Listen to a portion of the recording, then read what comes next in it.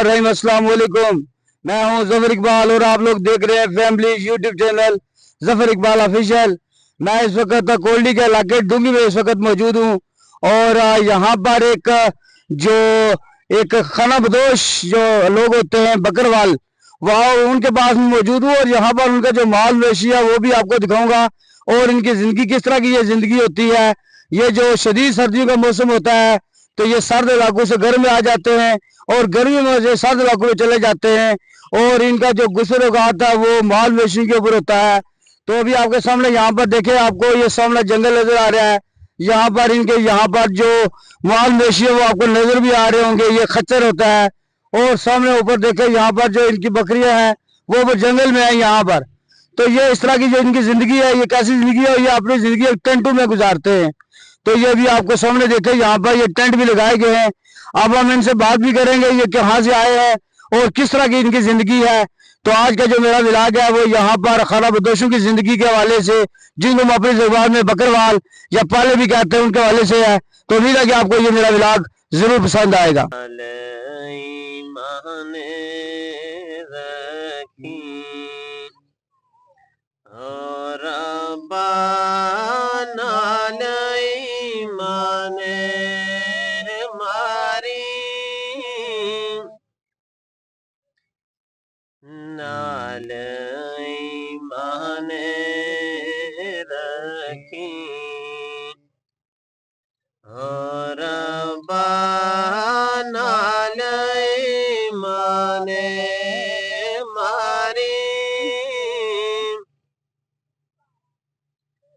कबरां विच ना कामना केरे दोज़ख मोल ना साणी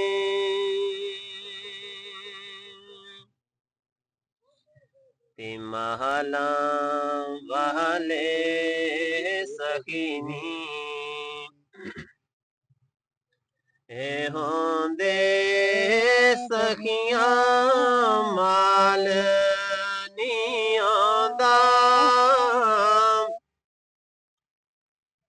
माला वाले सखीनी ए होंदे सखियां माल नी आंदा एथे आते दोवे जहान सखी कुंगाल नी आंदा। आपको बताया कि यहाँ पर मैं इस वक्त डूंगी के मुकाम पर मौजूद हूँ और यहाँ पर एक खाना बदोश जो लोग हैं, जो बकरवाल हम कहते हैं, तो ये वो मौजूद है। और कहाँ से ये तशरीफ लाए, हम इनसे अपनी जुबान में बात करेंगे। ये अपनी गोदरी जुबान में हमें कुछ अशार भी सुनाएंगे। बड़ी मीठी जुबान है ये गोदरी, हमारी कश्मीर की जुबान। अस्सलाम वालेकुम जनाब। वालेकुम सलाम जी। जनाब तुसा नाम दसो। मेरा नाम मोहम्मद मक्खन खान। थोड़ा उच्चा बोलो जी। मोहम्मद मक्खन खान साहब, तुसा ये दसो कि केड़ा इलाके तो तुसी आए हो? असी आए मुजफ्फराबाद तो। अच्छा, तुसा मुजफ्फराबाद तो तल्लक रहने हो, तो तुसा कितना अरसा होया इत्थे कोटली गए हैं? कोटली जाए असेंगी हो गए 10-15 दिन। अच्छा, 15 दिन। तुसा इतना ये सफर करी रहा हो मुजफ्फराबाद तो कोटली तक, ये सारा सफर तुसा अपने माल मवेशी ने नाल इस तरह पैदल टूर कीता? पैदल टूरी ते कर रहे हैं। अच्छा, तुसा को केड़ा केड़ा माल मवेशी है या तुसा नाल अपने अंदर? साढ़े को बकरियां भी हैं, भेडां भी हैं, घोड़े भी, खच्चरां भी। अच्छा, बकरियां, भेडां, खच्चरां, घोड़े। तुसा इले सामने एक केड़े जानवर चरने पे इले? घोड़े खच्चरां। अच्छा, एक घोड़े ते खच्चर। तुसा सामान अपना इन्ना पर लदी दा आंदा? इन्ना पर लदी दा आंदा। अच्छा, इन्ना पर लदी आंदा। तो ये तुसा दसो मुजफ्फराबाद ना केड़ा इलाका है तुसा उत्थे अपना? मुजफ्फराबाद असां उधर लीपा करना। अच्छा, लीपा करना बिल्कुल बॉर्डर लाइन ऊपर इलाका है ना। अच्छा अच्छा, तो हुन तुसा दसो कि तुसा जिला इसने ज्यादा उते सर्दी पे जानी दा उता वजह तो शिफ्ट होने आजकल उधर सर्दी पई ना। अच्छा, फिर आई गए तो। यानी कि उता बहुत सर्दी है तो तुसा उठो इधर आई हो? वो बहुत सर्दी है उधर। अच्छा अच्छा, उधर बहुत सर्दी है तो तुसा आए। तो कितना अरसे से तुसा इधर यानी कि मुथरी लागे रेसो? इस इलाके असां रहता खुरट एरिए 10-15-20 दिन। फिर अगे जासा चुकसवारी मीरपुर उते 3-4-5 महीने रहसा। यानी कि 10-15 दिन तुसा इत्थे रेसो तो उस तो बाद फिर तुसा मजीद थोड़ा जिहा गर्म इलाके चले जासो चकसवारी? उधर गुजारता सर्दियां। अच्छा जानवर अगर ज्यादा ठंडे इलाके रहने तो बीमार हो जाने। ये ज्यादा सर्दी च रहन फिर बीमार हो जाने। अच्छा अच्छा हाँ, इस वास्ते गर्म इलाके ही थोड़े खड़ने ने सर्दियां। यानी कि जिला मौसम बदला तुसा इलाका बदली छोड़ने हो ताकि ज्यादा जानवर जेड़े ना ज्यादा सर्दी बर्दाश्त नहीं करी सकने। सर्दी नहीं बर्दाश्त जी। करी सकने बिल्कुल। अच्छा अच्छा इस वजह से तुसा होने उन्ना तब्दील होने हो। अच्छा ये दसो कि जड़ा तुसा ने ये जानवर है ये तुसा इन्ना की खाली अपने आस्ते रखे ने या बेचते भी हो इन्ना की। बा बेचने ने हम बेचने भी हैं यानी ना। कि इसी जो बकरियां भेडां वगैरह तुसा बेची छोड़ने हो। बेचने भी हैं। हाँ। यानी कि तुसा ना गुजरो कादी ना भरी है। तो अच्छा ये दसो कि तुसा गोदरी बड़ी अच्छी जबान है सारी कश्मीरी की जबान है असन एक बड़ा इलाका इसी है तुसा ने जिंदगी एक बड़ी खुशगवार जिंदगी है तुसा मुख्तलिफ इलाके जाने हो सर्दियां भी तकने हो गर्मियां भी तकने हो इलाके भी तकने हो ये बड़ी अच्छी बात है। अच्छा गोदरी वाले असन बना नहीं कुछ अच्छे जो शेर सुनाओ। शेर सुनाई छोड़ने लगी।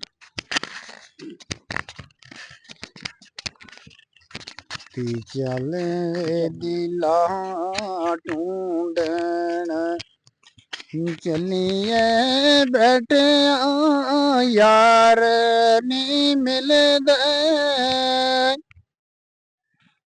बिन तकलीफों वो मिलदे नाई जेड़े ओ मेरम दिल दे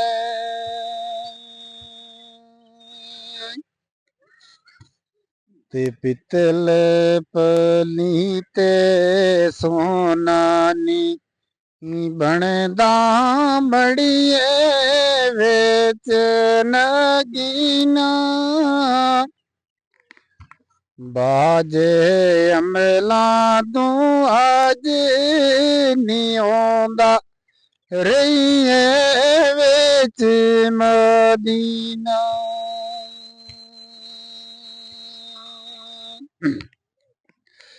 ते असां वे तुसां कदे रल मिल भेणा वो दूर सेंदे आ सजना नेड़ियों तकदा करज दे नाई दूर किसे के रजना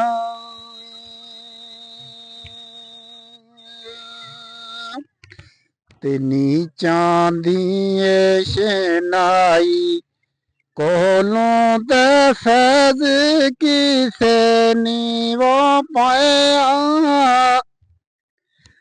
कि करे उते अंगूर चिड़ा के हर वे गुचा जख्माया। माशाल्लाह जी ये गोजीना वाला बड़े अच्छे शेर सुना रहे से तो जनाब ना असो सिर्फ ना ही नहीं पूछा ना दसी जोड़ो ना मेरा पहले मैं दसिया मोहम्मद मक्खन खान। अच्छा जी मोहम्मद मक्खन खान साहब जी जी गुजर बकरवाल यानी कि मुजफ्फराबाद न तल्लक है लेकिन ये बकरवाल असन पाई है इलाके मुख्तलिफ इलाके जाने अशने और ये मौसमानी सख्ती भी बर्दाश्त करने बाद बहुत ज्यादा सर्दी होनी बाद बहुत गर्मी होनी लेकिन इन्होंने जिंदगी एक अपनी जिंदगी है ये अपनी जिंदगी है जी जी। तो उम्मीद है कि तुसें असन जरा विलाग है जरा चैनल है जरा पसंद सी आज की वीडियो पसंद आसी असन इस चैनल की तको ये माशाल्लाह बकरवाला की एक जबान है इन्होंने जबान ही तुसें अशार सुनाए तो जरूर पसंद है सी असन वीडियो की पसंद करो लाइक करो तो इसकी शेयर करो तो इंशाअल्लाह तुसें नवी वीडियो फिर मुलाकात कर सा खुदा हाफिज।